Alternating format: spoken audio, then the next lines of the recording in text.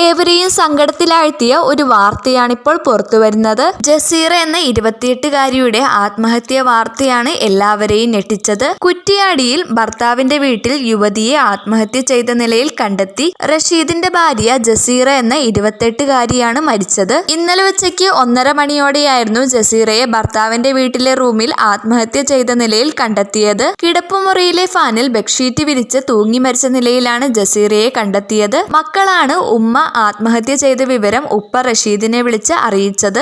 Online ഇടപാടുകളാണ് ജസീറയെ ആത്മഹത്യയിലോട്ട് എത്തിച്ചത് എന്നാണ് നാട്ടുകാരുടെ ആരോപണം. പൊതുവെ ഊർജ്ജസ്വലയായ ജസീറയ്ക്ക് ഓൺലൈൻ ഇടപാടുകളുമായി ബന്ധപ്പെട്ട് സാമ്പത്തിക ബാധ്യതകൾ ഉണ്ടായിരുന്നുവെന്നാണ് പ്രദേശവാസികൾ പറയുന്നത്. പോലീസുകാരുടെ എല്ലാ നടപടികൾക്കും ശേഷം കോഴിക്കോട് മെഡിക്കൽ കോളേജിൽ പോസ്റ്റ്മോർട്ടം ചെയ്ത് ഇന്ന് ബോഡി വീട്ടുകാർക്ക് വിട്ടുകൊടുക്കും. ബന്ധുക്കൾ നൽകിയ പരാതിയിൽ പോലീസുകാർ കേസെടുത്ത് അന്വേഷണം തുടങ്ങിയിട്ടുണ്ട്. ഈ വീഡിയോനെ കുറിച്ചുള്ള നിങ്ങളുടെ അഭിപ്രായങ്ങൾ മടിക്കാതെ കമന്റായി അറിയിക്കുക.